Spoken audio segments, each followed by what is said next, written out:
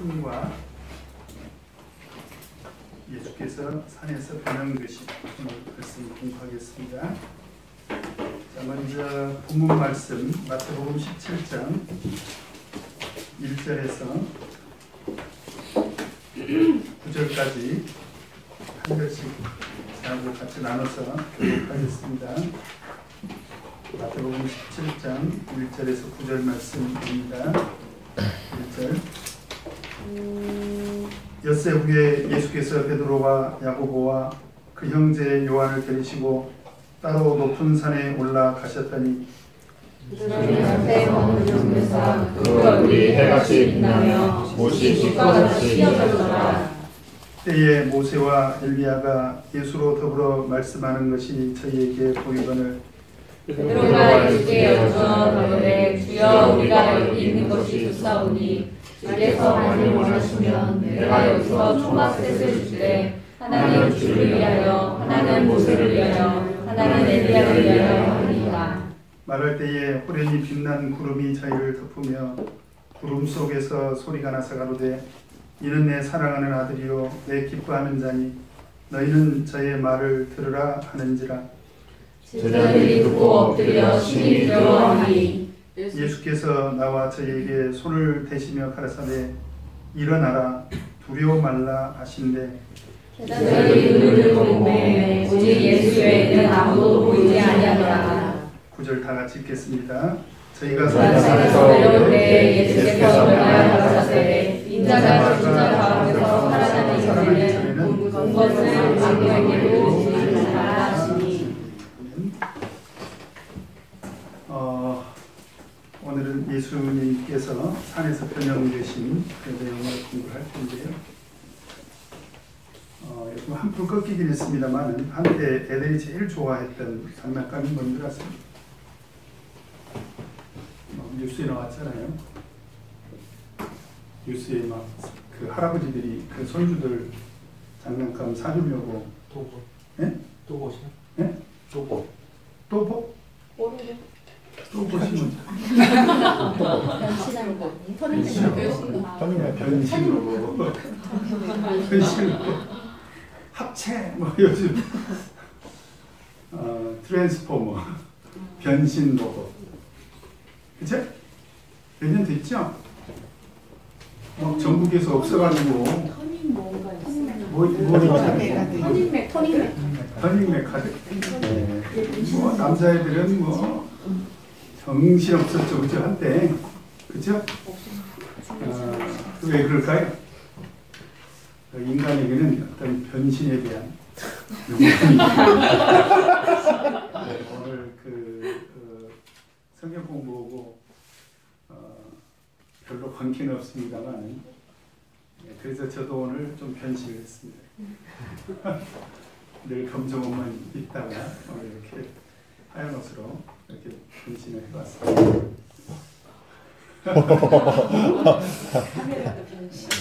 놀랐습니다.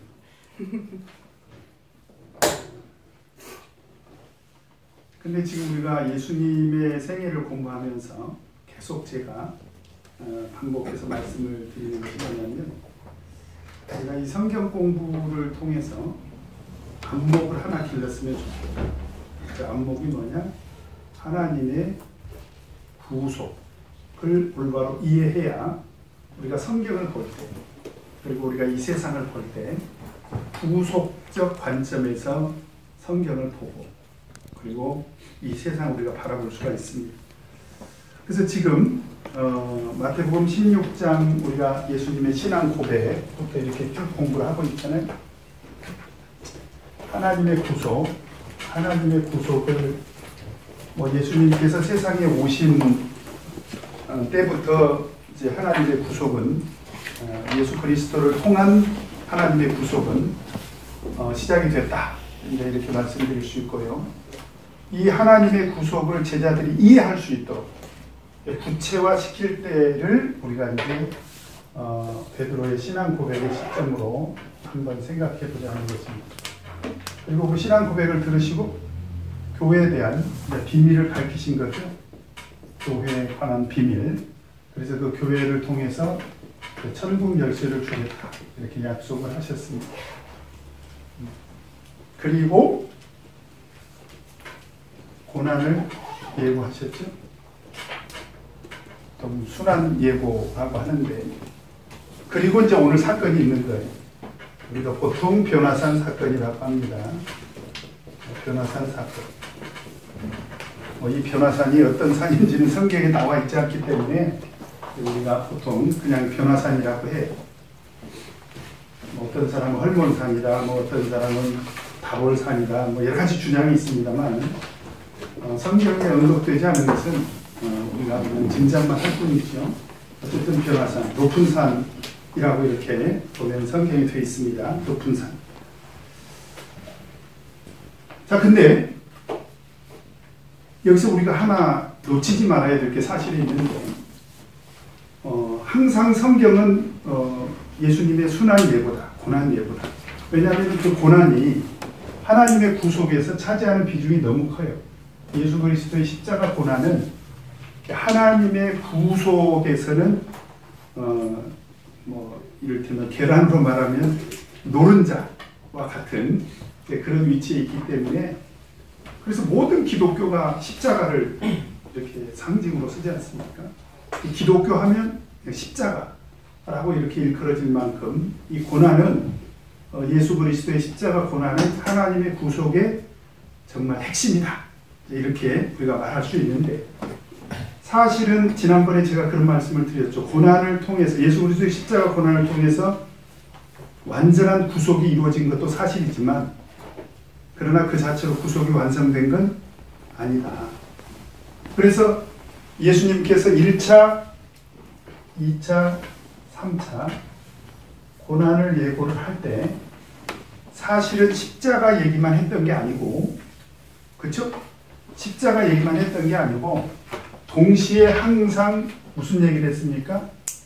부활도 예고를 했다라고 하는 사실입니다. 우리가 이 부분까지 우리는 사실 예수 그리스도의 고난과 부활 예고, 사실 이렇게 공부하는 게 좋아요. 그래서 1차, 2차, 3차 제가 어떻게 예수님께서 예고했는지 그때 성경을 다 가르쳐 드렸죠? 그렇죠? 그래서 1차 때는 마태복음 16장, 2차 때는 마태복음 17장, 3차 때는 마태복음 20장에 이렇게 1차, 2차, 3차 고난을 예고하셨는데, 다 찾아보세요. 여기 보면 반드시 십자가 고난만 얘기한 것이 아니라 부활도 같이 동시에 말씀을 하셨다. 그래서 오늘 변화산 사건은 사실은 이 부활과 관계가 있습니다. 왜 예수님께서 변화된 모습을 보여주셨느냐, 그죠? 이거는 부활과 관계가 있다. 그래서 오늘 이 변화산 사건을 통해서 예수님께서 우리에게 주시고자 하는 메시지가 무엇인가 라고 하는 것을 한번 같이 공부를 해보도록 하겠습니다.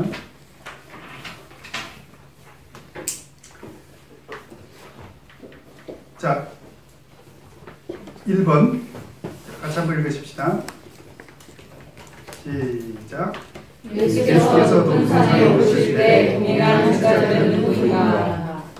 여기서 보니까 예수님이 12제자 중에서 따로 그랬죠. 따로 17장 1절에 보면 따로 그랬죠. 따로 누구를 데리고 갔습니까? 베드로, 야고보, 요한. 근데 이 세 사람을 따로 데리고 간 것이 우연이 아니라 성경을 보면 불과 몇 차례입니다. 이 사복음서를 다 뒤져봐도 불과 몇 차례에 해당되는 경우에 이 세 사람을 따로 데리고 갔습니다. 따로. 그래서 마가복음 5장 37절을 보면 한번 찾아보십시다. 마가복음 5장 37절.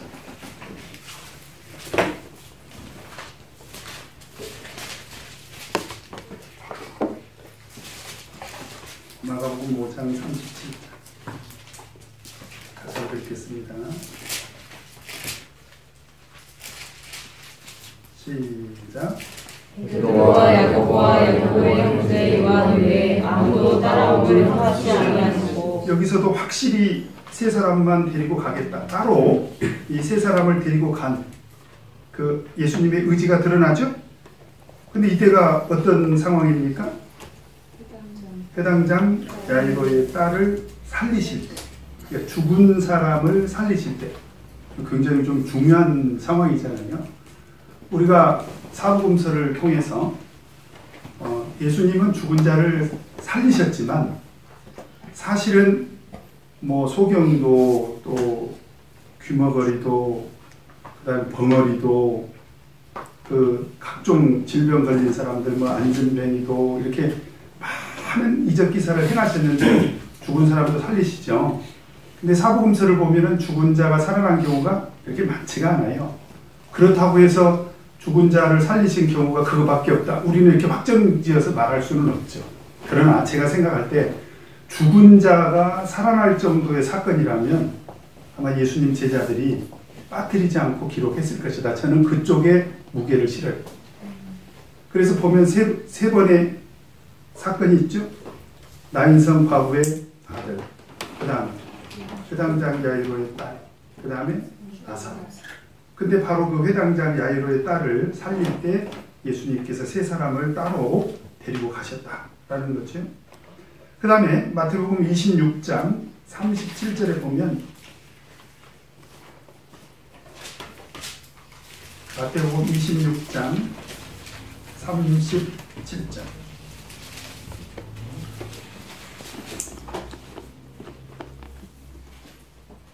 같이 읽겠습니다. 시작. 베드로와 세베대의 두 아들을 데리고 가셨을 때 국민하고 수사하자. 예. 이제 그 예루살렘 맞은편에 감람산이 있고 그 감람산 안에 겟세마네 동산이 있어요. 이렇게 겟세마네 동산. 여기 가서 보니까 감람나무들이 많이 있더라고요. 가서 보니까 뭐 2000년, 3000년 된 그런 감람 2000년 이상 된 그런 수령이 2000년 이상 된 감람나무들이 있더라고요. 그래서 저도 한번 만지고 왔습니다. 혹시 예수님께서 이 나무를 붙들고 기도하시지 않았는가 해서 예수님의 채취를 좀 느껴보려고 만졌는데 아무 느낌이 없더라고요. 근데 이 겟세마네 동산에서 기도하실 때 예수님께서 어떻게 제자들을 배치를 했냐면 9명은 여기 있어라, 여기 있어라. 그리고 3명을 따로 데려가셨다는 거예요. 3명. 좀 이상하지 않습니까? 그죠? 어차피 뭐 예수님 혼자 가서 기도하실 거면 12명 한꺼번에 앉아서 기도하라고 하실 텐데 뭔가 여기에는 예수님의 숨은 뜻이 있을 것이다 라고 하는 것입니다. 그래서 우리가 보통 예수님께서 세 사람을 따로 사용하신 것, 여기서 따로라고 하는 그 원어를 보니까 그 따로라고 하는 원어가 참 재밌어요. 여기서 따로라고 하는 것은 한국 성경은 한 단어로 되어 있는데 헬라어 성경에서는 카타 이디오스라고 이렇게, 카타는 이제 전치사입니다. 전치사. 근데 이디오스라고 하는 뜻이 뭐냐면 자기에게 속한 그런 뜻이, 자기에게 속한. 그리고 어떤 경우는 구별된 그런 뜻으로 쓰였습니다. 그러니까 예수님께서 세 사람을 따로 데리고 가신 것은 굉장히 의도적이었다는 거예요. 그리고 예수님의 의지가 강력하게 반영이 됐다. 그래서 이 단어가, 이디오스라고 하는 단어가 요한복음 1장 11절에 보면 이렇게 쓰였습니다. 요한복음. 얘가 자꾸 변신을 하려고 합니다.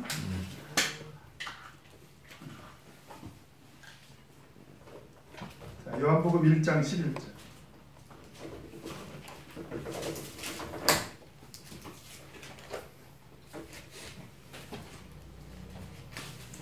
같이 한번 읽겠습니다. 시작.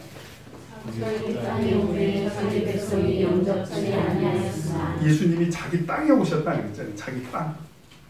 근데 거기에 혹시 주석 달려있는 성경들을 보면 주석에 뭐라고 되어 있어요? 꼭 자기 소유의. 그렇죠. 자기 소유, 자기에게 속한. 자기에게 속한 그 땅에 왔다. 그런 의미가 있다는 거예요. 우리가 뭐 저기 뭐죠? 친구 영화 보셨어요? 저는 영화는 안 봤는데 그때 그 친구라는 영화를 통해서 우리 한반도 전역에 퍼진 그 단어가 하나 있습니다. 친구 영화 때문에. 저는 영화를 안 봤어요. 사람들이 하도 많이 써가지고 그걸 알게 됐어. 그게 뭐냐면 나와바리. 여긴 내 영역이야. 그럴 때 나와바리라는 말 쓰지 않습니까? 왜 내 나와바리 와서 조폭들이 그런다며요. 자기 영역을 딱 해놓고. 그러니까 사람이든지 어떤 영역이든지 구별된 영역을 만들어 놨다는 거예요. 그러니까 예수님께서 따로 이 세 사람을 썼다는 것은 바로 이 세 사람에게 구별된 사역을 맡기시려고 했다. 또는 구별된 사명을 주시려고 했다.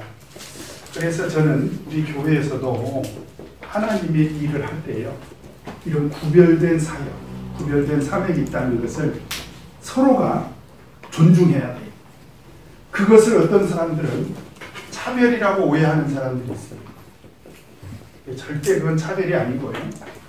왜냐하면 많은 경우는 아니지만 예수님께서도 12명의 제자가 있었지만 이렇게 중요한 순간마다 하나님의 구속을 이룸에 있어서 굉장히 중요한 사건과 그런 순간마다 그렇게 따로 세워가지고 제자들 따로 세워서 그들에게 구별된 사역과 사명을 맡겼다. 이런 것을 우리가 좀 이해를 할 필요가 있습니다.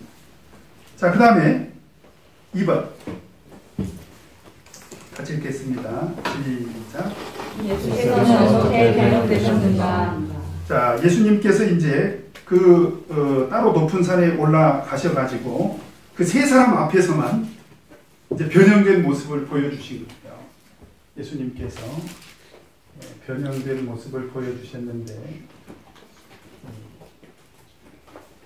이 변형이라는 헬라어가요, 좀 어렵습니다.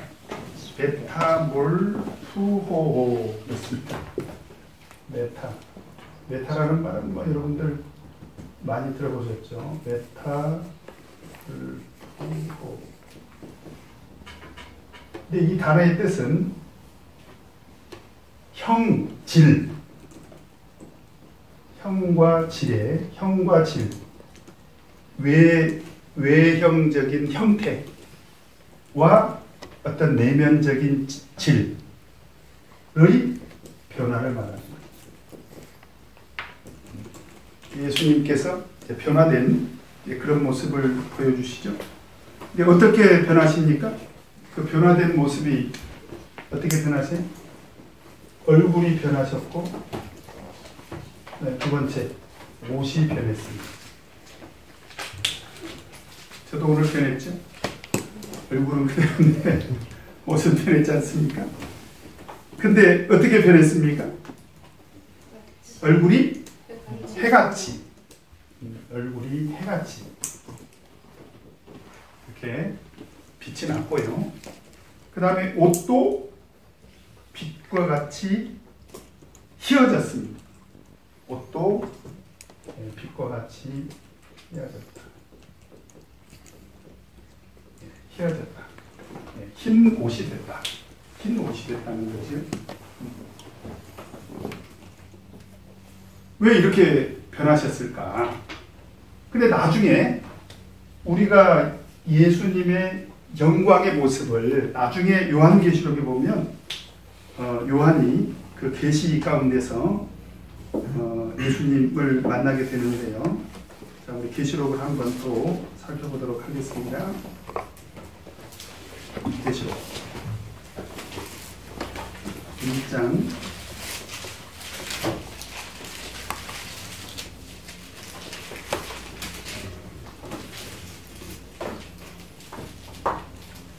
13절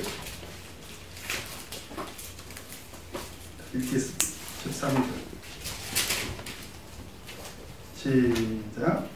첫째에 인자 같은 이가 발에 그리는 옷을 입고 가슴에 금띠를 띠고. 예수님께서 세상에 오셔서 자기 스스로를 뭐라고 하셨어요? 인자라고 했죠. 인자라고 하는 것은 확실히 휴오스 안드로포스라고 제가 말씀드렸습니다. 사람의 아들 그런 뜻이에요. 그래서 인자로 오실 수밖에 없었던 이유가 있어요. 그 예수님 스스로가 자기를 인자라고 하신 그 이유는 뭐냐면 고난받는 하나님의 메시아, 그러니까 하나님이 보낸 고난받는 종, 메시아, 그리스도. 왜냐하면 그래야 기름 부음 받은 자가 돼서 구속 사업을 완성을 할 거 아닙니까? 그렇죠? 자, 근데 인자로서 고난을 받고 나서 부활하신 다음에 어떤 일이 벌어지죠? 고난 받고 나서 예수님께서 3일 만에 부활하시면 예수님은 어떻게 돼요? 변화가 됐다. 지금 그런 얘기입니다. 자, 변화된 예수님.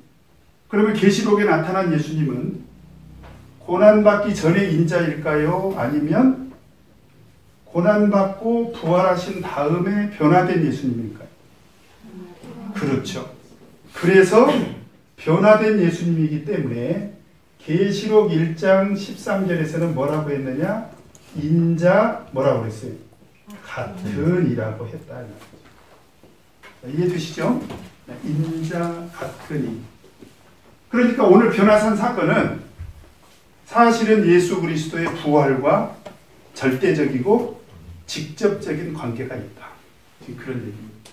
그래서 그 고난을 통해서 구속이 완전해졌고요.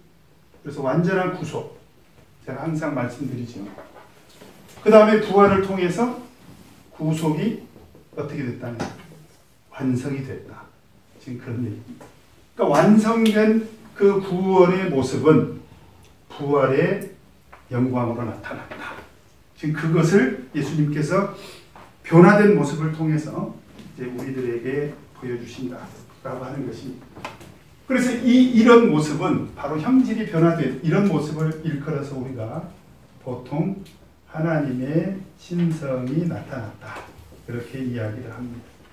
하나님의 신성이 나타났다. 인자는 인성을 가진 모습으로 오셨다면, 그죠? 부활의 영광으로 나타난 예수님은 하나님의 신성이 드러났다. 이렇게 말씀드릴 수가 있습니다. 자, 그렇다면 여기서 변화산 사건은 오늘 우리들에게 가르쳐주는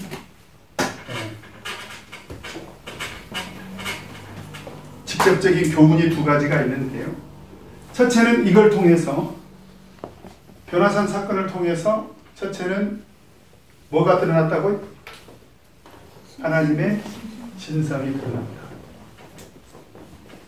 하나님의 신성이 무엇으로 나타났습니까? 영광 가운데 변화된 모습으로 이렇게 나타났습니다. 그죠? 그래서 하나님의 신성은 우리가 영광으로 이렇게 묘사할 수가 있습니다. 그 다음에 두 번째, 그 하나님의 신성이 어떤 사건을 통해서 나타났습니까? 네, 부활. 변형은 바로 우리들에게 부활의 영광으로. 그러니까 하나님의 영광은 결국은 무엇과 직접적으로 관계가 있다는 거예요? 부활과 관계가 있다. 왜 이런 모습을 보여줬을까요? 왜 이런 모습을 보여줬을까요? 우리가 한번 예수님은 나는 얼마든지 이렇게 변신할 수 있어. 이걸 보여주시려고 그러셨을까요? 뭔가 뜻이 있지 않겠습니까? 어떤 뜻이 있을까요?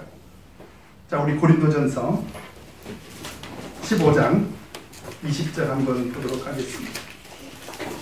고린도전서 15장 20절.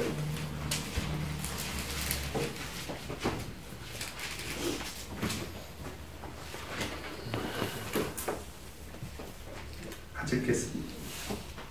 시작. 그러나 이제 그리스도께서 죽은 자 가운데서 다시 살아 잠자는 자들의 첫 열매가 되셨다. 예수님이 부활의 영광을 통해서 우리들에게 가르쳐 주시고자 하는 건 뭐냐? 이 부활은 예수 그리스도께서 뭐가 되셨다? 첫 열매가 되셨다. 뭐 우리가 어떤 그 모범으로서, 그 모델로서, 그러니까 부활은 이렇게 되는 거야. 첫 열매라는 것은 바로 그걸 말하는 거죠. 그렇죠? 그러면 첫 열매가 되셨다는 얘기는 그 다음에 생략된 게 있죠. 뭐예요? 자, 고린도전서 15장 51절 52절 51절 52절 같이 읽겠습니다. 시작. 우리가 내가 너희에게 비밀을 알았니 우리가 다 잠잘 것이 아니요 마지막 나팔의 수시간에 후련히 다 변화하니 우리가 남의 죽은 자들이 썩지 아니할 것으로 다시 살고 우리도 변화하리라. 여기서 마지막 나팔, 이제 이 마지막 나팔이라는 단어는 계시록에 가면 우리가 이해가 됩니다. 이제 곧 계시록을 공부를 할 텐데 계시록에 보면은 인이 7번 떼어지고 나팔 소리가 7번 들려지지 않습니까? 바로 그 7번째 나팔이 불려질 때 그때가 마지막 나팔 시대입니다.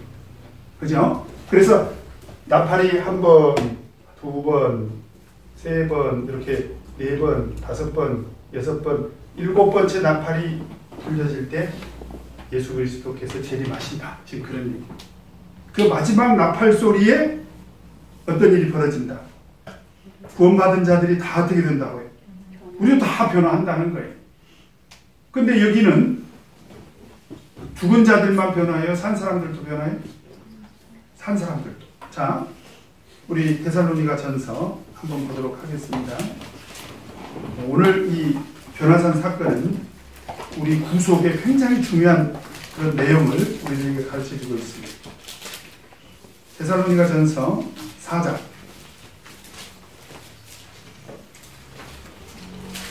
16절 17절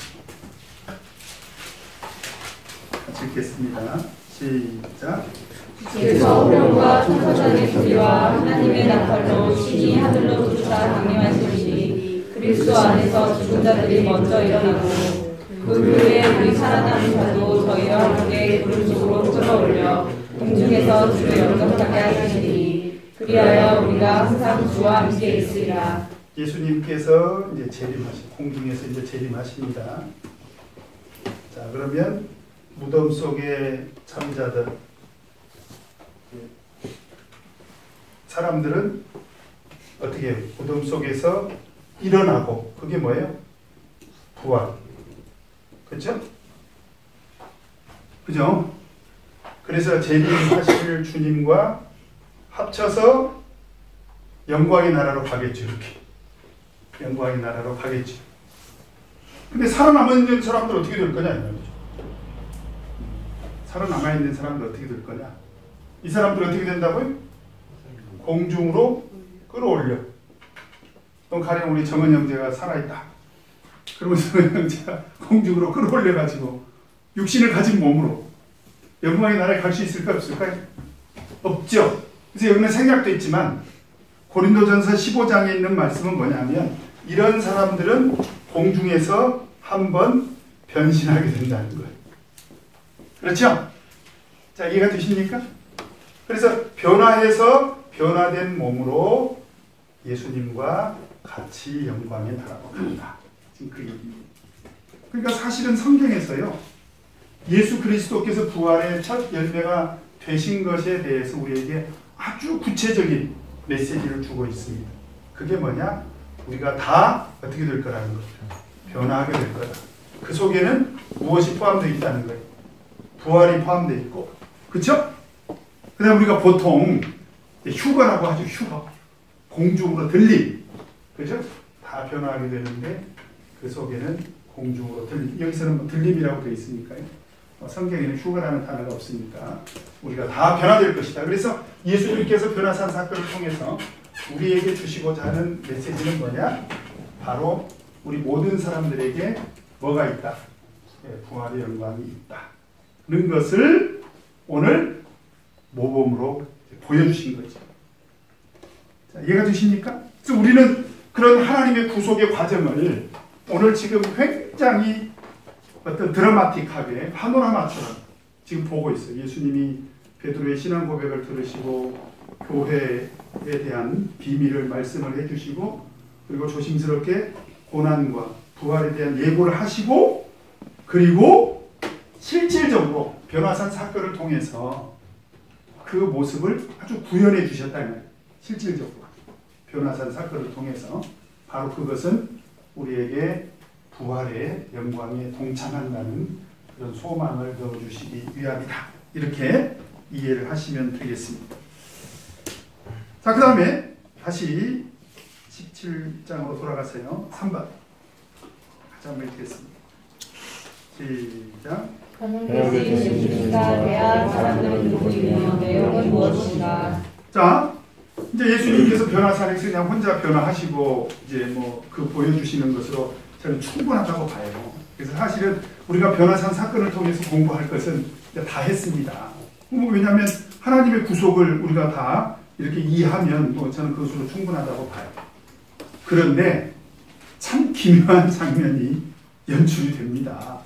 그냥 예수님께서 제자들 앞에서 이렇게 얼굴이 해같이 빛나고 옷이 정말 빛과 같이 희어지는 이런 모습으로 그래서 형질이 변화되는 그래서 부활의 영광을 우리들에게 보여주는 것으로 나는 충분하다고 생각을 하는데 거기에 뜻밖에도 두 사람이 나타납니다. 누굽니까? 모세와 엘리야가 나타나요. 야, 어떻게 생각해야 될까요?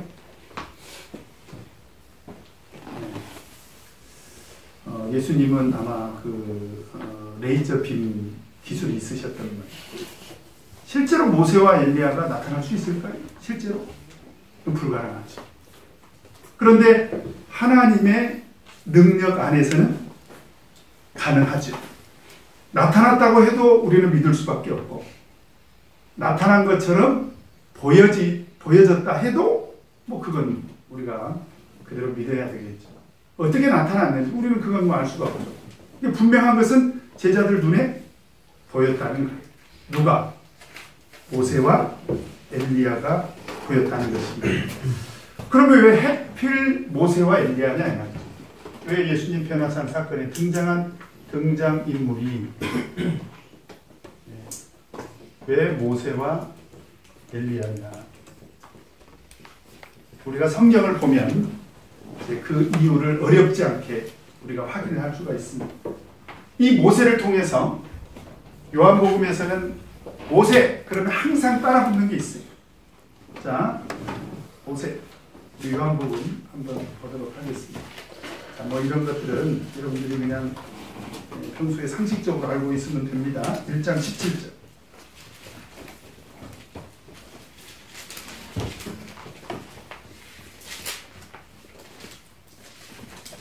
1장 17절 같이 읽겠습니다. 시작. 율법은 모세로 말미암아 주신 것이요 내가 전에는 예수 그리스도로 말미암아 주시라. 바로 모세는 율법의 대표다. 율법의 대표다. 그 다음에 엘리야는 말라기에 보면은 엘리야가 다시 온다고 그랬잖아요. 그렇죠? 그래서 나중에 세례 요한에 대해서 예수님 제자들이 물을 때 오리라 한 바로 그 선지자가 누구다? 엘리야. 그래서 엘리야는 바로 선지자를 대표합니다. 그래서 우리가 구약에 등장했던 하나님의 아까 제가 구별된 일꾼들이 있다고 했잖아요. 하나님의 구별된 일꾼들. 구약에 많은 하나님의 일꾼들이 등장하죠. 뭐 노아도 있고 아브라함도 있고 또 뭐 다윗도 있고 수없이 많은 인물들이 있지만 구약을 대표하는 인물이다 라고 한다면 사실은 모세와 엘리야입니다. 왜냐하면 모세는 율법을 대표하고요. 엘리야는 선지자를 대표하죠. 그래서 예수님께서 세상에 오셔가지고 성경에 너무 많이 등장을 해요. 뭐라고 예수님께서 구약 시대를 뭐라고 표현하냐면 우리 마태복음 한번 찾아보도록 하겠습니다. 마태복음 5장 17절. 마태복음 5장 17절. 같이 읽겠습니다. 시작. 내가 율법이나 선지자나 하나도 없는 줄로 생각지 말라. 여기서 뭐라고 말씀하십니까? 그러니까 율법이나 선지자나 그렇게 말씀하시죠? 그 다음에 7장 12절 같이 읽겠습니다. 시작. 그러므로 무엇이 하나님의 대접을 받고자 하는 대로 너희가 남을 대접하라. 이것이 율법이요 선지자니라. 또 마태복음 22장 40절 대표적인 구절 대표들만 찾아보도록 하겠습니다.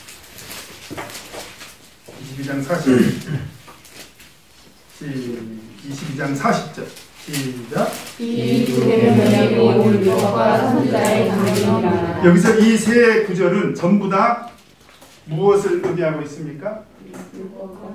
율법과 선지자가 뭘 상징하고 있어요? 구약 성경을 말합니다. 또 율법과 선지자는 구약을 대표한다. 또는 구약 성경을 의미한다. 구약에 주신 하나님의 말씀을 의미한다. 그래서 하나님은 율법을 통해서 말씀하셨고 또 하나님은 선지자들을 통해 선지자는 하나님 말씀을 선포하는 사람들이잖아요. 그러니까 하나님은 율법을 모세에게 맡기셨고 바로 선지자들에게 하나님의 말씀을 맡기신 거죠. 그죠? 그것이 구약 성경에 기록됐다. 그래서 예수님은 구약 시대를 언급할 때 율법과 선지자냐 이렇게 말씀을 하셨고 그래서 그 구약 시대를 대표하는 인물이 모세와 엘리야다. 바로 그 모세와 엘리야가 바로 그 변화산에 등장을 한 것입니다. 무슨 얘기를 했을까요? 우리 누가복음 9장 31절 한번 보도록 하겠습니다. 누가복음 마태복음 17장에는 등장하지 않지만 누가복음 9장에는 이런 얘기가 등장을 합니다. 9장 30절 같이 읽겠습니다. 시작. 영광에 나타나서 천사의 예루살렘에서 여자들에게 말씀하시는데 여기서 보니까 예수 그리스도의 십자가 고난에 대해서 이야기하고 있습니다.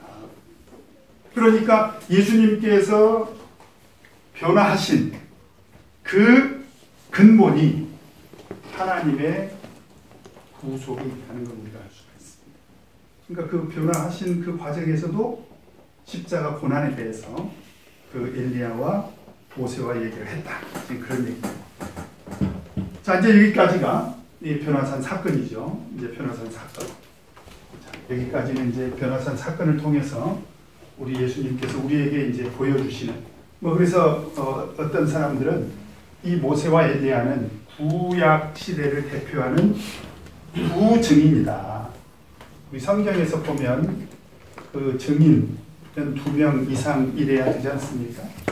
그러니까 하나님의 신실하심, 하나님의 구속에 대한 그러니까 우리가 하나님을 믿을 수밖에 없는 이유는 하나님이시기 때문이지만 하나님은 이 두 증인을 통해서도 우리에게 하나님의 구속을 어떻게 증거하고 계신다. 이렇게 우리가 이해할 수 있겠죠. 그렇죠? 그래서 증인과 증거의 신앙은 굉장히 중요합니다. 하나님 그 자체로 우리가 믿을 수밖에 없지만 하나님은 우리에게 증인을 보내주시고 그리고 그걸로 증거를 삼아주신다. 그래서 계시록에도 보면 두 증인이 등장하지 않습니까? 그래서 두 증인으로 이렇게 이해를 할 수도 있습니다. 자, 여기까지가 이제 하나님의 그 구속을 변화산 사건을 통해서 예수님께서 이제 보여주신 거고요. 이건 예수님께서 이런 변화산 사건을 통해서 우리들에게 이런 메시지를 주셨다. 이제 이렇게 이해가 되고. 그럼 이 사건을 바라보는 제자들은 자, 이제 이 문제입니다. 이 사건을 바라보는 제자들은 오늘 이 사건을 어떻게 받아들였을까? 어떻게 받아들였을까? 어떻게 받아들였을까요? 자, 4번 같이 한번 읽겠습니다. 시작. 베드로가 예수에 대하지 않을 무엇인가.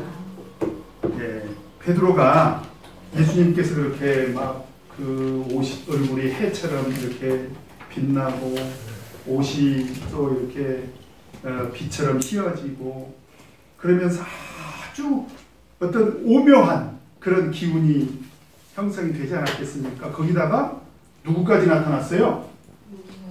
모세하고 또 엘리야까지.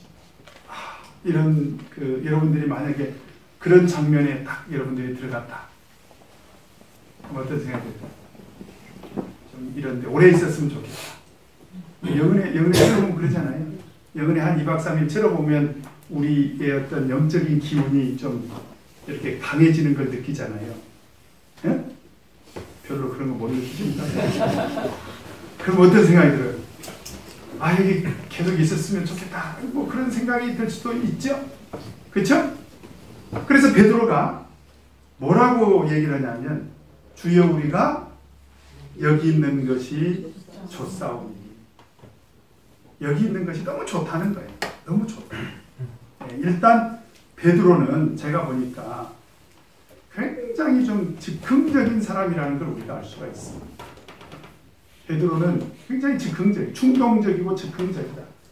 그래서 그 제자들을 대표한 베드로가 뭐 사실은 베드로뿐이겠습니까? 아마 나머지 사람들도 제가 생각할 때는 이심전심이었을 거예요. 근데 그 제자들을 대표해서 베드로가 어떤 요구를 하냐면 여기 있었으면 좋겠다는 거예요. 이거는 제가 봤을 때 하나님의 구속을 올바로 이해한 베드로의 요구가 아니라 우선 당장 좋으니까 베드로가 즉흥적으로 저 요구를 했을 거라고 봅니다. 베드로의 요구는 굉장히 즉흥적이었다. 그 다음에 두 번째, 이 베드로의 요구 속에는 또 어떤 문제가 있냐면 여러분 만약에 그 상황에서 그 상황 하나님께는 신성이 있지만 우리는 만약에 우리가 변호사에 갔다. 우리는 어떻게 될까요? 이제 죄송하지만 그저 뭐죠? 구원파 누구죠? 네? 유배원 씨처럼 한 몇 개월 지나면 이제 그 뼈밖에 안 남았다고 그러잖아요. 우리도 그렇게 되지 않을까요? 변화산에서 정재훈 형제가 시체로 발견이 됐다. 이렇게 되겠지. 그죠? 그러니까 그게 뭐냐면 아주 현세적이고 육신적인 요구. 그러니까 굉장히 미숙한 요구였다. 왜? 그 요구는 육신적이고 현세적이었다는 거예요. 그러니까 우리가 이 하나님의 구속을 바라보는 우리의 생각이 저는 그럴 수 있다는 거예요. 우리의 생각이. 그 다음 또 하나 우리가 생각해야 될 게 있습니다. 베드로가 이렇게 요구한다면 하나님의 구속이 이해가 돼서 요구를 했을까요? 그렇지 않다는 거예요. 이건 하나님의 구속에 대해서 전혀 이해가 부족한 무지한 요구였다. 그러니까 하나님의 구속에 대해서도 무지했을 뿐만 아니라 자 보세요. 하나님께서 제가 하나님의 구속을 공부할 때는 반드시 그 구속을 통한 하나님의 요구가 우리에게 있다고 했어요. 그래서 예수님은 제자들을 처음 부르시고 마지막에도 갈릴리에서 또 만나자고 했죠. 갈릴리에서 또 만나자고 한 이유가 뭐예요? 하나님이 이제 예수님이 십자가 지시고 3일 만에 부활하시고 그리고 예수님 바로 가실 수도 있잖아요. 그런데 바로 가시지 않고 제자들과 40일 동안 계시면서 어떤 일 하셨습니까? 하나님 나라의 일을 말씀하시고 그리고 베드로에게도 제 소명을 주시지 않습니까? 요한의 아들 시몬아 네가 다른 사람들보다 나를 더 사랑하느냐? 그리고 내 어린 양을 먹이라. 이렇게 사명을 주지 않습니까? 그러니까 하나님의 구속에는 반드시 세트로 뭐가 따라오느냐? 우리가 해야 될 일이 있다는 거예요. 이거를 전혀 베드로가 몰랐다는 것이요. 네. 그러다 보니 이런 요구를 할 수밖에 없다. 저는 오늘날도 마찬가지라고 봐요. 오늘날도 우리 교회 공동체 에클레시아는 예수님께서 이 에클레시아를 이 땅에 세우신 것은 이런 하나님의 구속을 이해하고, 그죠? 이런 하나님의 구속을 이해하고, 그래서 하나님의 십자가를 통한 완전한 구속을 우리가 감사하게 생각하고, 그거를 항상 깊이 묵상하고, 그렇죠? 그 십자가 구속이 아니었으면 내가 어떻게 구원받았을 수 있을까를 항상 묵상하고, 그리고 그 완전한 구속을 통해서 예수님께서 3일 만에 부활하심으로 우리에게 완성된 구속의 모습을 보여주셨고, 그래서 그 부활의 영광을 첫 열매로 보여주셨고, 장차 우리도 다 변화하리라는 그런 부활의 영광에 동참하는 그런 길을 열어주셨고, 그래서 우리는 그것을 소망으로, 우리의 소망은 뭐냐? 우리의 소원은 통일이 아니라 우리의 소원은 부활, 이렇게 돼야 되는데, 신앙이 형이 상학적인 신앙이 아니라, 예? 형이 하학적인 신앙에 머무르며, 교회는 모든 하나님을 향한 요구가 즉흥적이고 육신적이고 현세적인 것만을 교회에다가 요구하고, 하나님의 구속에 대해서 전혀 무지하고, 우리가 해야 될 사명은 어디로 온데간데 없이 없고, 뭔만을 추구하느냐? 이게 좋다는 거예요. 이게 좋다. 여러분, 바로 그 자리가 어디일 수 있느냐? 이게 무섭게도 우리 신도회에 실릴 수 있어요. 좋죠? 한실에 이렇게 신도회를 딱, 어떤 교회들은요, 좋은 신도회실을 찾으려고, 그것이 하나님의 구속을 이해하고, 하나님의 구속을 이해한 뒤에 하나님께서 우리에게 주신 사명을 꿈꾸는 그런 비전의 산실이 돼야 되는데, 육신적이고 현세적인 욕망을 추구하는 그런 곳이 돼가지고 여가 좋다는 거야. 예. 여러분, 제가 지금 틀린 얘기 했습니까? 그러니까 우리가 신앙생활할 때 하나님의 구속을 어떻게 이해할 거냐, 이것이 오늘 우리들에게는 정말 큰 과제가 됩니다. 그러니까 베드로는 그 사실을 이해를 못했다는 거예요. 근데 베드로뿐이냐? 우리도 그럴 거라. 우리도 그럴 거라. 예. 그래서 우리는 베드로와 같이 즉흥적이고 미숙하고 무지한 그런 요구를 하나님께서는 된다 안 된다? 된다 안 된다? 그렇게 다짐할 수 있습니까? 진짜 다짐할 수 있습니까? 자, 그래서 5번 같이 읽겠습니다. 시작. 이런 베드로의 요구에 대해서 하늘에 계신 하나님께서 동의를 했을까 안 했을까요?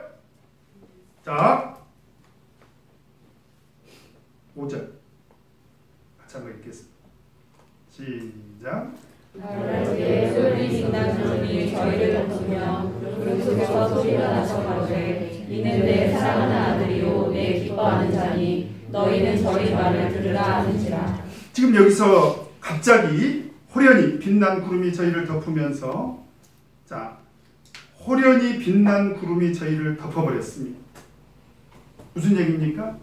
이런 베드로의 요구에 대해서 하나님께서 들어주시겠다 안 들어주시겠다, 예, 있을 수 없는 일이죠. 그리고 소리가 나기를, 어떤 소리가 났습니까? 이는 내 사랑하는 아들이요 내 기뻐하는 자라. 이 소리는 언제도 한번 났었죠? 언제죠? 예수님께서 세례 받으실 때, 그죠? 예수님께서 세례 받으실 때도 이는 내 사랑하는 아들이요 내 기뻐하는 자다. 그런데 그때는 내 사랑하는 아들이요 내 기뻐하는 자다 라고만 했는데, 오늘 어떤 말씀이 추가됩니까?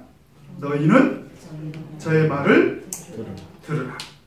여기서 들으라는 얘기는 두 가지 의미가 있어요. 예수님께서 세상에 오셔가지고 귀 있는 자는 들으라고 했잖아요. 근데 이 말은 지금 누가 보증을 해준 거예요? 하늘의 하나님께서. 너희는 저의 말을 들으라는 거. 왜? 예수님은 구속자로서 오셨고, 그쵸? 우리 부활의 첫 열매가 되신 분이니까. 그런 하나님의 구속에 관한 비밀을 누구를 통해서 들으라는 거예요? 예수 그리스도를 통해서 들으라. 이 말에는 두 가지 의미가 있습니다. 하나는 청종입니다. 청종. 청종이라는 것은 뭐냐면 귀를 대고 들으라. 귀를 대고 들으라. 그래서 성경을 보면요, 우리 신앙을 어떻게 표현하고 있냐면 들으라는 거예요. 이스라엘아 들으라. 귀 있는 자는 들으라. 계시록에도 보면 성령이 교회들에게 하시는 말씀을 들을지어다. 우리는 들어야 됩니다. 그래서 성경 공부도 마찬가지고 성경 읽기도 마찬가지고 설교를 듣는 것도 마찬가지인데 전부 다 우리는 하나님 말씀을 청종해야 돼요. 어떤 분들은 이런 얘기는 우리들끼리니까 합니다. 우리 어르신들은 성경 읽는데 아주 즐거움이 있어요. 성경 읽는데 성경 열심히 읽죠. 1년 내내 이거요. 그래가지고 어떤 분들은 올 때마다 저한테 보고요. 목사님, 저 벌써 일독했다. 그럼 저는 격려해 주죠. 참 애쓰셨습니다. 하고 막 성경이 세 칸이 됐어요. 막 성경 읽죠. 이렇게. 근데 이게 사실은 듣는 건 아니지. 근데 어떤 분은 제가 그런 얘기 들었어요. 어떤 분은 막 성경이 너무 지저분하더니 막 쭈글쭈글해지고 그래서 왜 그런가 했더니 성경을 읽을 때마다 눈물을 흘리시는 거예요. 그분은 글씨로 보는 것이 아니라 하나님 음성으로 듣는 거예요. 그래서 성경을 읽는 중에 하나님의 말씀을 청종하는 거지. 사실은 성경 읽기나 성경 공부나 설교나 우리는 살아계신 하나님의 음성을 들어야 돼요. 들으라는 거죠. 너희는 예수님의 말씀을 들으라. 그 다음에 듣는다는 것은 또 뭐냐? 우리가 신앙적으로 이런 순종하는 것을 말하는 것이. 그래서 청종과 순종은 사실은 동일한 신앙이죠. 동일한 신앙이죠. 그래서 하늘에서 너희는 그의 말을 들으라. 저의 말을 들으라. 이렇게 하나님께서 말씀을 하십니다. 그러니까 이것은 이런 요구 전혀 다른 거지. 그죠? 그래서 제자도 제가 마태복음 16장 24절 말씀드렸죠. 나를 따라오려거든 그랬죠. 나를 따라오려거든 자기를 부인하고 날마다 자기 십자가를 지고 나를 좇을 것이냐. 그것은 이런 베드로의 요구와는 정상반되는 그런 요구지 않습니까? 그러니까 하나님의 구속을 온전히 이해하고 그런 하나님의 구속을 우리가 온전히 받아들였다면 그 하나님의 말씀을 듣고 그대로 순종하는 그런 삶을 우리가 살아야 된다. 그것이 오늘 변화산 사건에 나타난 하나님의 뜻이다 라고 하는 것입니다. 그 다음에 6번 같이 읽겠습니다. 시작.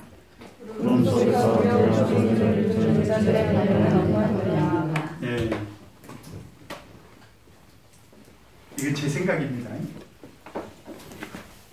얼마나 좋았을까 이때 베드로가 막 흥분해가지고 와 예수님이 막 변화되시고 막 모세 엘리야 나타나시고 막 그래가지고 너무나도 휘황찬란한 그런 모습을 보면서 막 베드로가 흥분해가지고 아싸 하면서 예수님 여기다 조각 3개 짓고 여기서 우리가 계속 삽시다. 금방 막 흥분해가지고 그랬는데 갑자기 이는 내 사랑하는 아들이요 내 기뻐하는 자라 너희는 저의 말을 들으라. 어떻게 이런 말을 듣고 나서 제자들의 반응이 어떻게 됩니까? 듣고 엎드려 심히 두려워하니 갑자기 왜 이렇게 됐을까? 왜 그랬을까요? 이 제 생각입니다. 천둥 번개치듯이 우리와 같은 그런 하나님의 음성이 들렸을 거예요. 네. 베드로가 예수님 우리 여기서 초막 3개 짓고 하나는 모세를 위해서 하나는 엘리야를 위해서 하나는 예수님을 위해서 우리 여기서 초막 3개 짓고 여기서 우리 매일 소풍은 기분으로 김밥 싸서 먹고 샌드위치 사다가 먹고 아메리카노 사다가 커피 한 잔도 하면서 교회에서 김밥 사다 먹고 샌드위치 먹고 아메리카노 타 먹으면 얼마나 좋아요. 교회 생활이. 그죠? 예, 그렇잖아요. 전국에 아메리카노 열풍이 교회들마다 그냥 아메리카노 내려먹는 드립 커피 열풍이죠. 지금. 얼마나 좋아요.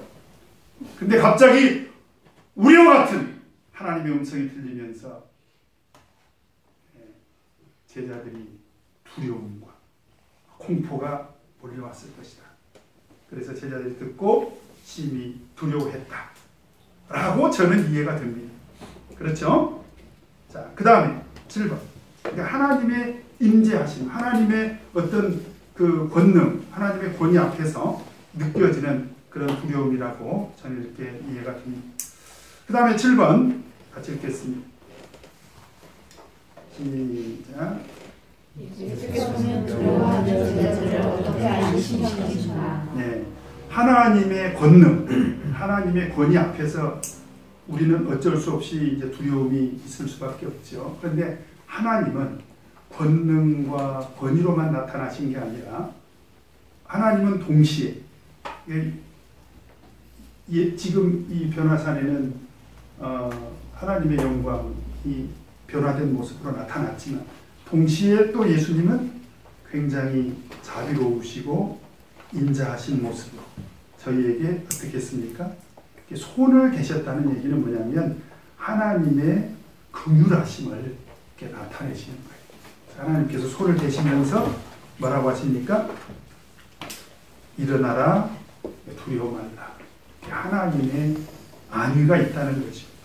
그러니까 하나님의 권능과 권위만 있는 것이 아니라 하나님의 자비와 또 하나님의 안위도 있다. 그래서 사실은 우리 신앙에는요, 하나님을 향한 경외심, 하나님을 향한 경외심은 두려움으로 오겠죠.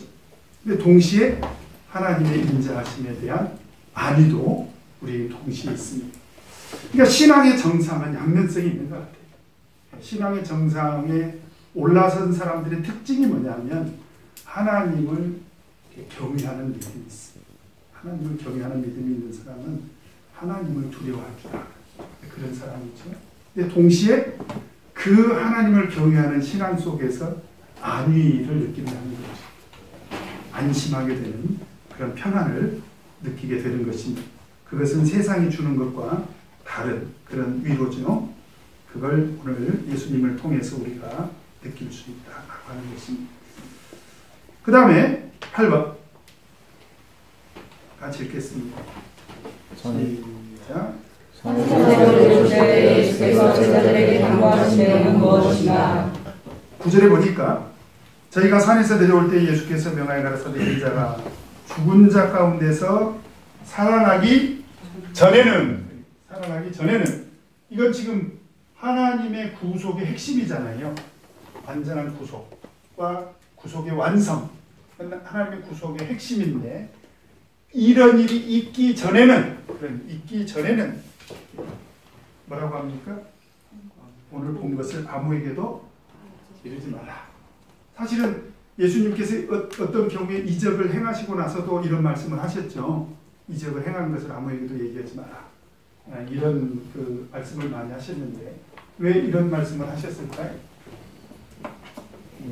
아무에게도 얘기하지 마라. 이 두 가지 이유가 있다고 생각을 합니다.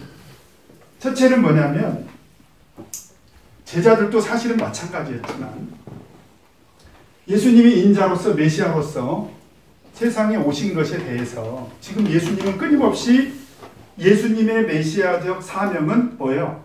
십자가 고난입니다. 근데 세상 사람들은 그걸 동의해야 안 해요? 안 해요. 심지어 누구까지도 동의를 못했어요? 베드로까지도 동의를 못해가지고 말렸잖아요. 그쵸? 그리고 실제로 가룟 유다가 제가 말씀드렸죠. 가룟 유다도 어떤 신학자들은 열심당원이었다. 열심당원. 그도 이스라엘의 정치적인 그 독립을 꿈꾸는 그런 열심당원이었다. 그리고 실제로 예수님 제자 중에는 열심당원이 있잖아요. 그리고 마지막 사도행전 1장 6절을 보면 그 예수님 제자들이 하늘로 예수님 승천하시기 직전까지 묻는 게 뭐예요? 이스라엘 나라의 회복이 언제냐 말이죠. 그래서 그때 당시에 아주 팽배했던 그런 사상이 뭐냐면 왜곡된 메시아관이 있었다는 거예요. 왜곡된 메시아관이 있었기 때문에 예수님께서 오병이어의 이적을 행하고 나서도 바로 어떤 일이 벌어졌습니까? 예수님 임금으로 앉히려고 했잖아요.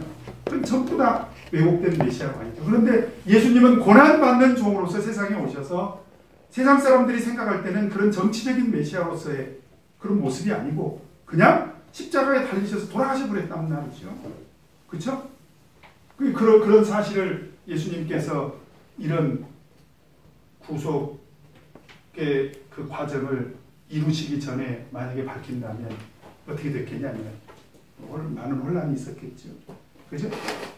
그 다음 두 번째, 지금 이 구속에 대해서 예수님 제자들조차도 어떻게 됐다? 하나님의 구속에 대해서,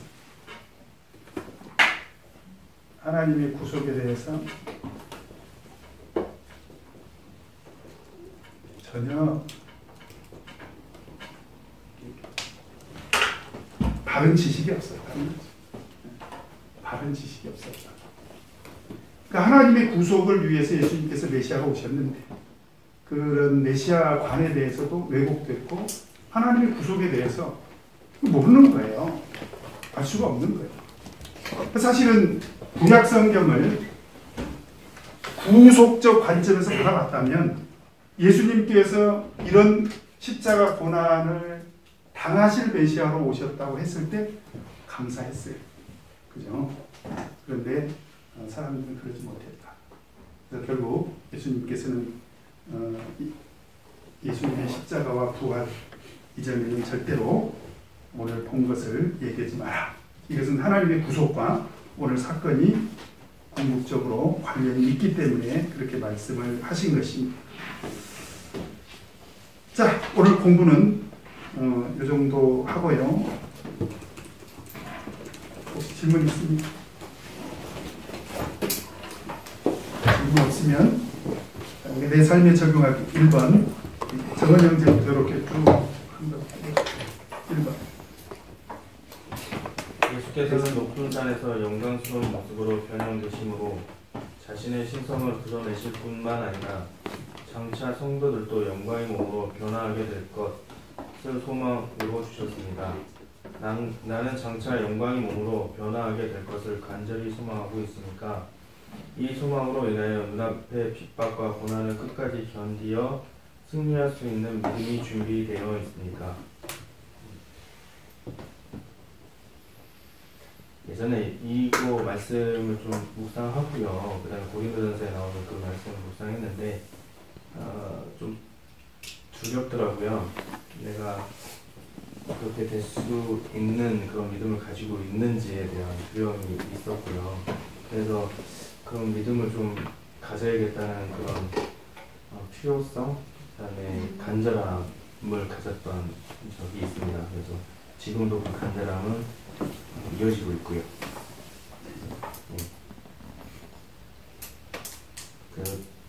계속해서 그러고 있고요. 그다음에 핍박과 고난을 끝까지 견디어 승리할 수 있는 믿음을 준비되어 있으니까 라고 했는데 좀 어려운 문제들이 닥치면 좀 실제적으로 흔들리는 건 사실입니다. 그래서 계속 매달려야 할 것 같습니다. 그래서 날마다 어떤 노래를 부르라고요? 우리의 소원은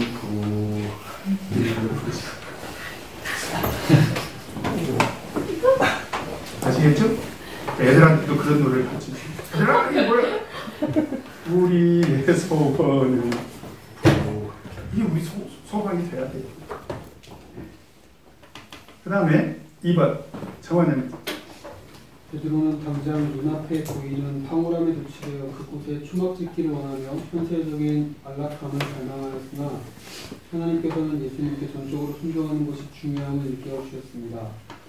나는 현세적인 안락함을 지나치게 추구하고 있지는 않습니까? 나는 예수님의 말씀에 전적으로 순종하는 삶을 살고 계십니까? 순종하는 삶을 살아야죠.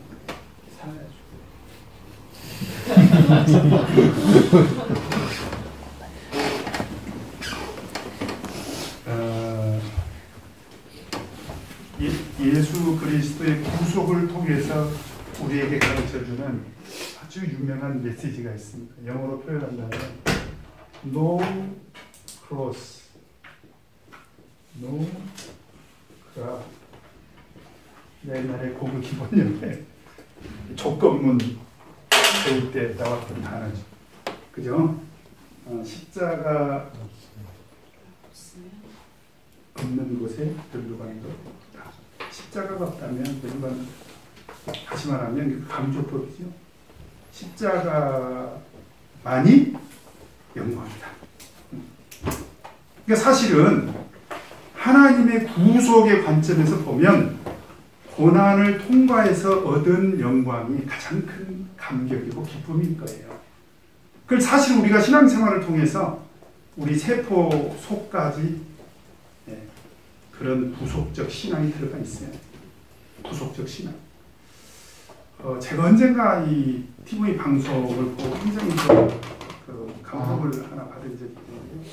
뭐 세상 사람이죠. 그 SBS인가 거기서 이렇게 집 지어주는 프로그램이 있잖아요. 근데 5가족이 사는데 5가족이 15평짜리 집에서 5가족이 사는데 무위탁 노인들을 6명을 데리고 살더라고요. 11명.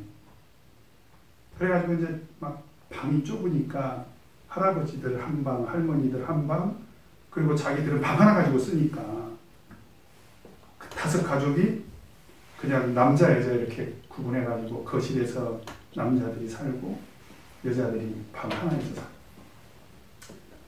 그리고 이제 생활은 엉망이죠. 그러니까 막 동네 사람들이 조금 도와주기도 하지만 한편에서는 그 무위탁 노인들로 인해서 막 그 주변이 더러워진다고 생각하는 사람들은 막 되게 더러워서 죽겠다고. 그래서 이제 그 방송국에서 그 집을 지어주면서 이제 하루하루 삶을 이렇게 취재를 하면서 보니까 기자가 생각할 때 너무 고생을 하면서 사는 거예요. 그러니까 기자가 물어요.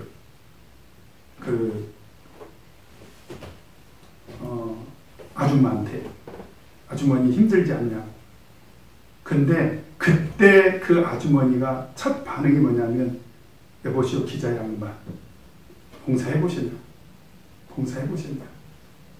그러면서 남을 돕고 사는 것이 얼마나 행복한 일인 줄 아냐. 그러면서 천사 같은 미소를 짓더라. 그러니까 세상 사람도 진정한 봉사를 깨달은 사람은 제가 봤을 때 그 삶은 엉망진창이죠. 우리가 육신적으로 생각하면 진짜 부끄럽게도 저도 그런 선택을 못할 것 같아요. 근데 그 사람은 봉사의 그 기쁨을 터득을 한 거예요. 그러니까 그토록 고생스러운 삶을 살면서도 그게 얼마나 기쁜 일인지 아냐. 그래서 당신도 해보시라고. 당신도 해보세요. 봉사하면서 남을 도우면서 사는 것이 얼마나 큰 행복인지 아느냐, 얼마나 큰 기쁨인지 아느냐. 그거죠. 하나님의 구속을 적어도 우리는, 그러니까 오늘 교회는요, 하나님의 구속과 이런 즉흥적이고 육신적이고 현세적인 신도들의 요구와 전쟁이라고 합니다. 이게 전부 다 왜곡된 메시아가, 그때 사람들만 그런 게 아니에요.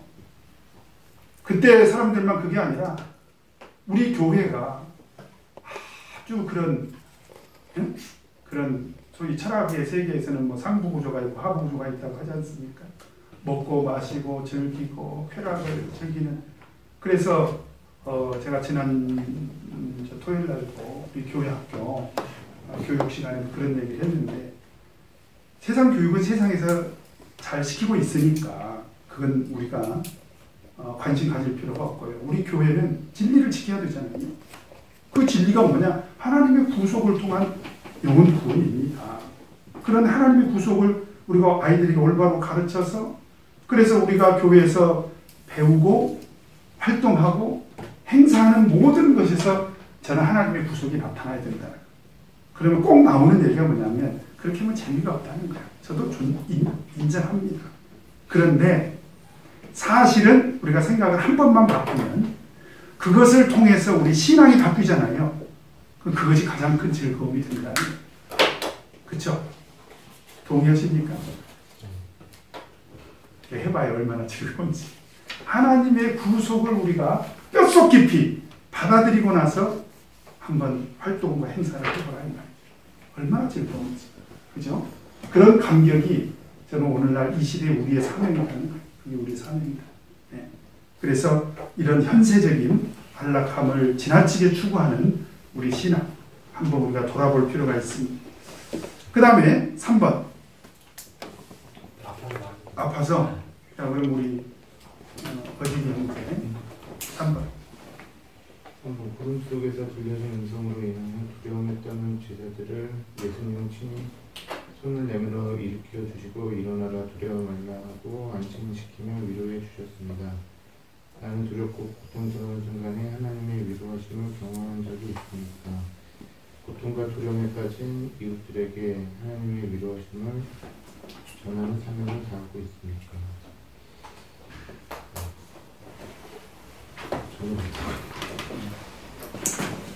그 예수님이 폭풍 가운데 나타나셔가지고 제자들에게 안심하라, 매니 두려워 말라 그러지 않습니까? 그러니까 우리들에게 폭풍이 있는 것도 사실이지만 사실은 하나님의 위로가 있다는 걸 우리 항상 기억을 해야 됩니다. 그래서 하나님을 우리가 경배할 때 하나님의 위대하심에 대해서는 두려워 떠는 신앙도 있어야 되지만 동시에 하나님의 자비와 긍휼이 있다라고 하는 그런 신앙을 우리가 좀 동시에 가질 필요가 있습니다. 자, 적용 포인트 같이 읽어보고 하겠습니다. 시작. 예수께서 영광의 몸으로 변화하시는 있는 성도들에게 장차 다가올 영광의 미래가 분명히 있음을 계시한 것입니다. 비록 현재의 삶이 고달프고 힘들지라도 장차 우리에게 나타날 말할 수 없는 영광의 미래를 소망하며 힘을 내시기 바랍니다. 다 같이 기도하겠습니다.